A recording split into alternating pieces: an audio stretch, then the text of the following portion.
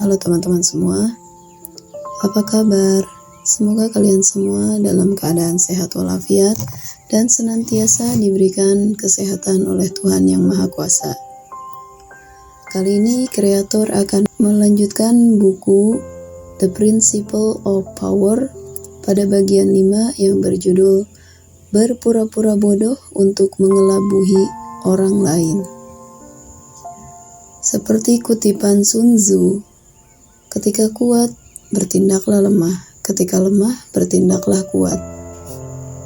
Di abad klasik Prancis, terdapat seorang tokoh yang terkenal karena cerdiknya dalam berpura-pura bodoh untuk mencapai pengaruh dan kesuksesan. Namanya François IV Jules de la Rochefoucauld. Mohon maaf jika kreator membacanya tidak fasih. Ia adalah seorang penulis dan filsuf terkenal pada abad ke-17. Kisahnya tentang berpura-pura bodoh. Mereka menunjukkan bagaimana kecerdikan dapat menjadi senjata untuk mempengaruhi orang lain dan mencapai pengaruh yang berarti.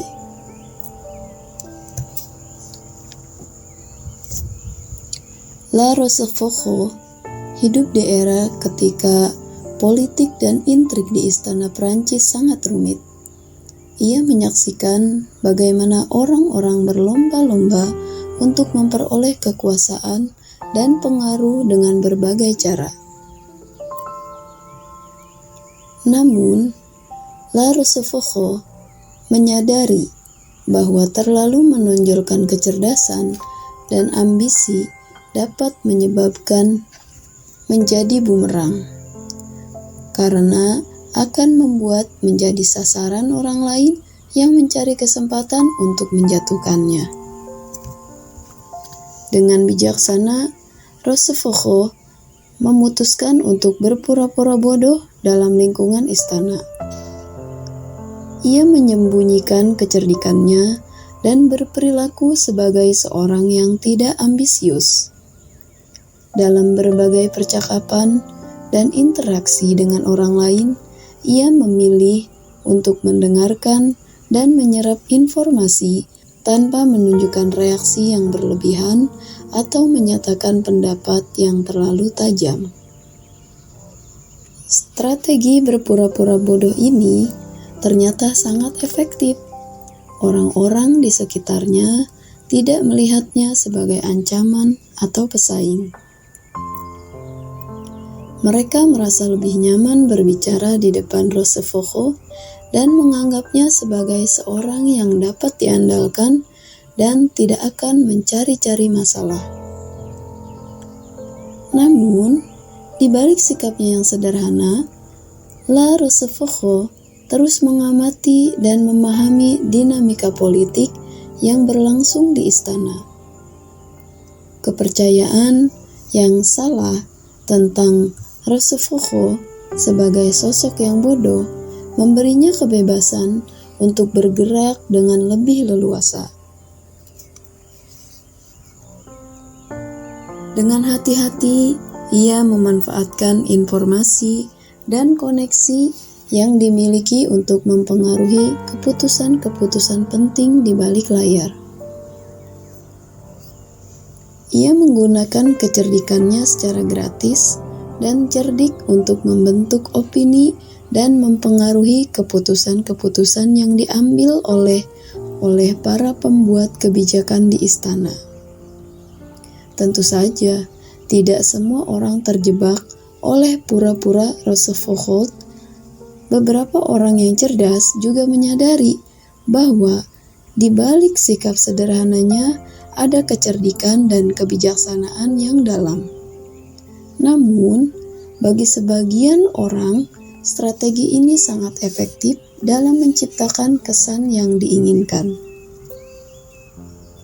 Kisah tentang berpura-pura bodoh oleh Rochefoucauld menunjukkan bahwa kecerdikan dapat diandalkan sebagai cara untuk mencapai pengaruh dan kesuksesan. Dalam situasi yang rumit dan penuh intrik, berpura-pura bodoh dapat memberikan keuntungan strategis dan memungkinkan kita untuk bergerak dengan lebih leluasa.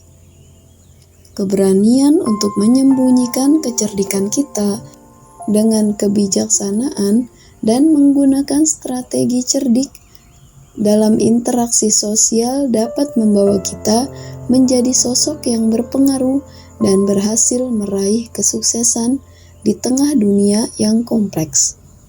Berpura-pura bodoh atau menyembunyikan kecerdasan kita dengan bijaksana adalah salah satu strategi yang cerdik dan efektif dalam mencapai pengaruh positif. Seperti yang diilustrasikan dalam kisah Franciscus 4, berpura-pura bodoh dapat menjadi senjata ampuh untuk mempengaruhi orang lain dan meraih kesuksesan. Namun, perlu diingat bahwa berpura-pura bodoh bukanlah tentang menjadi tulus bodoh atau menyembunyikan potensi kita, tetapi lebih tentang bagaimana kita menggunakan kecerdasan dan strategi dengan bijaksana dalam situasi tertentu. Ada beberapa kiat yang menjadi pengaruh untuk memulai berpura-pura bodoh secara cerdik. Yang pertama adalah kenali saat yang tepat. Berpura-pura bodoh harus dilakukan dengan tepat dan pada saat yang sesuai. Identifikasi situasi di mana strategi ini dapat memberikan keuntungan, seperti saat berinteraksi dengan orang-orang yang cenderung merasa terancam oleh kecerdasan kita, atau ketika sedang berhadapan dengan situasi politik yang rumit, di mana berpura-pura dapat memberikan kebebasan dalam bergerak. Ketahui kapan harus menampilkan kecerdasan kita dan kapan harus menyembunyikan untuk mencapai efek yang diinginkan. Kemudian yang kedua, dengarkan lebih banyak. Saat berpura-pura bodoh, dengarkan dengan seksama dan biarkan orang lain berbicara lebih banyak. Dengarkan dengan penuh perhatian dan hindari menunjukkan reaksi atau opini yang terlalu tajam. Dengan mendengarkan, kita dapat mengumpulkan informasi berharga tentang apa yang sedang terjadi di sekitar kita dan tentang kebutuhan serta keinginan orang lain. Kemudian yang ketiga, tampil sederhana dan ramah. Tampil sederhana dan ramah adalah kunci dalam berpura-pura bodoh. Jangan menunjukkan sikap yang terlalu sombong atau merasa lebih pintar dari orang lain. Justru, tunjukkan kebaikan hati dan keterbukaan untuk berhubungan dengan semua orang. Kita ingin orang lain merasa nyaman dan terbuka berbicara dengan kita. Kemudian yang keempat, hindari menonjolkan prestasi. Hindari merendahkan atau menonjolkan prestasi kita secara berlebihan. Saat berpura-pura bodoh, hindari bicara terlalu banyak tentang pencapaian kita yang dapat menarik dan memicu rasa cemburu atau iri dari orang lain. Biarkan orang lain menyikat prestasi kita dan biarkan mereka terkesan dengan cara mereka sendiri. Kemudian yang kelima, tetap perhatikan dan amati. Meskipun kita berpura-pura bodoh, tetap perhatikan dan amati dengan saksama. Perhatikan interaksi dan dinamika sosial di sekitar kita. Dengan cara ini, kita dapat memahami apa yang sedang terjadi tanpa menunjukkan kita sangat tahu. Kemudian yang keenam, manfaatkan informasi dengan bijaksana. Informasi yang kita kumpulkan melalui kepura-puraan kita dapat menjadi senjata ampuh untuk mencapai pengaruh. Gunakan informasi ini dengan bijak untuk mempengaruhi keputusan dan mendapat dukungan dari orang-orang yang penting dalam mencapai tujuan kita. Kemudian yang ketujuh, menjaga keseimbangan. Penting untuk kita tetap menjaga keseimbangan dalam berpura-pura bodoh. Jangan sampai kita terlalu berlebihan sehingga terlihat benar-benar bodoh dan tidak dipercaya. Pilihlah momen-momen yang tepat untuk menunjukkan kecerdasan dan kemampuan kita saat diperlukan. Ingatlah bahwa berpura-pura bodoh bukanlah tentang menipu atau menyembunyikan potensi kita. Ini adalah strategi cerdik untuk mencapai pengaruh dan kesuksesan dengan bijaksana. Tetap jujur dengan diri kita sendiri dan berpikir cerdas tentang bagaimana kita dapat menggunakan kecerdasan dan strategi dengan bijaksana untuk mencapai tujuan kita.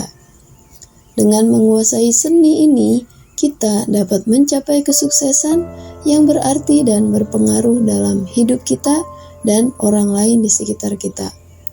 Terima kasih telah mendengarkan. Mohon maaf banyak suara-suara kucing yang sedang berantem, dan terima kasih, sampai jumpa.